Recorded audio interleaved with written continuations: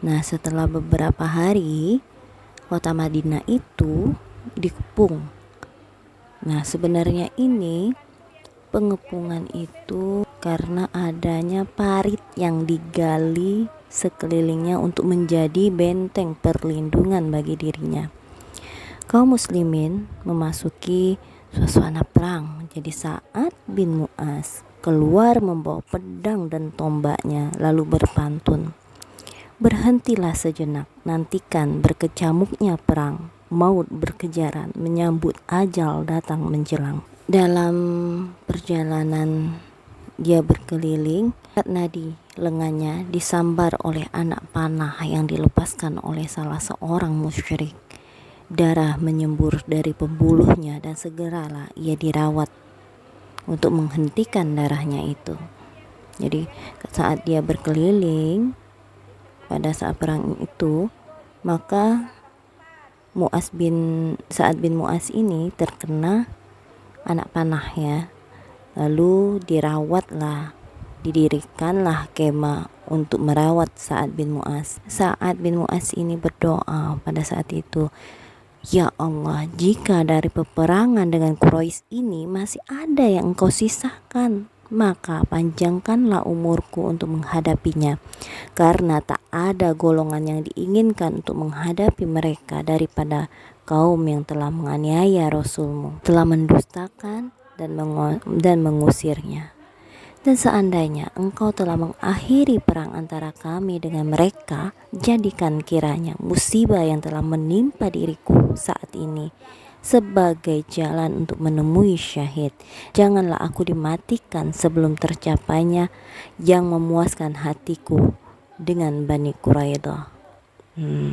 Jadi dia minta bahwa jika perang ini harus berlanjut, kata Sa'ad, panjangkan umurnya. Namun jika perang ini berakhir, maka jadikan dia menjadi orang yang syahid. Dan permohonan Sa'ad bin Mu'az ini dikabulkan oleh Allah. Luka yang dideritanya menjadikan penyebab ia menemui syahid. Karena sebulan setelah kejadian itu, akibat lukanya, maka dia syahid. Setelah orang Quraisy merasa putus asa untuk dapat menyerbu kota Madinah dan ke dalam barisan, Allah menyelinapkan rasa gelisah ya pada hati mereka, dan mereka pun mengemasi senjata dan perlengkapan lalu kembali ke Mekah dengan tangan hampa. Rasulullah berpendapat mendiamkan perbuatan orang-orang Quraidah berarti membuka kesempatan bagi kecurangan dan pengkhianatan mereka terhadap kota Madinah, suatu hal yang tidak dapat dibiarkan.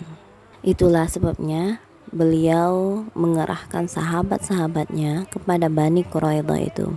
Mereka mengepung orang Yahudi itu selama 25 hari, dan tak kalah dilihat oleh Bani Quraidah bahwa mereka tidak dapat melepaskan diri dari kaum muslimin. Mereka pun menyerahkan dan mengajukan permohonan kepada Rasulullah dan beroleh jawaban bahwa nasib mereka akan tergantung pada keputusan Sa'ad bin Mu'az. Di masa jahiliyah, Sa'ad adalah sekutu Bani Quraidah. Nah, Nabi mengirimkan beberapa sahabat untuk membawa Sa'ad bin Mu'az yang tadi ya, cerita Sa'ad bin Mu'az terkena anak panah tadi, dirawat di kemah di masjid ya. Lalu dinaikkanlah saat ini ke atas kendaraan. Tubuhnya terlihat lemah dan kesakitan. Maka Rasulullah berkata, "Wahai Sa'ad, berilah keputusanmu terhadap Bani Quraidah."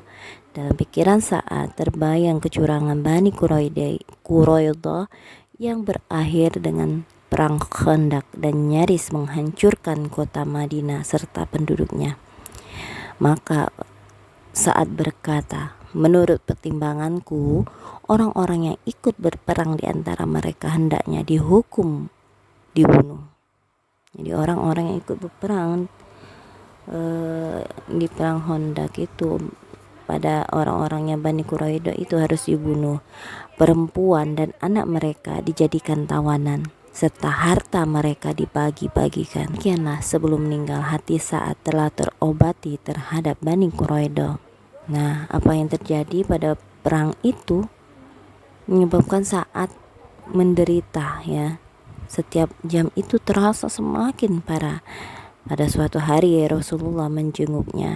Dikira Rasulullah itu adalah saat-saat terakhir Sa'ad bin Mu'az. Maka Rasulullah meraih kepalanya dan menaruh di atas pangkuannya, lalu berdoa kepada Allah. Ya Allah, Sa'ad telah berjihad di jalanmu. Ia telah membenarkan Rasulmu dan telah memenuhi kewajibannya. Maka terimalah ruhnya dengan sebaik-baik cara engkau menerima ruh. Dan kata-kata yang diucapkan oleh Nabi itu telah membuat ketenangan dan kesejukan ruh Sa'ad ketika hendak pergi. Dengan susah payah Sa'ad membuka kedua matanya ya. Dia ingin melihat wajah Rasulullah untuk yang terakhir kali sambil berkata, salam atasmu wahai Rasulullah, ketahuilah aku mengakui bahwa engkau adalah Rasulullah. Rasulullah pun memandangi wajah Sa'ad, katanya, kebahagiaan bagimu wahai Abu Ammar. Insya Allah kalau Rasulullah sudah berkata seperti itu, insya Allah surga untuknya ya.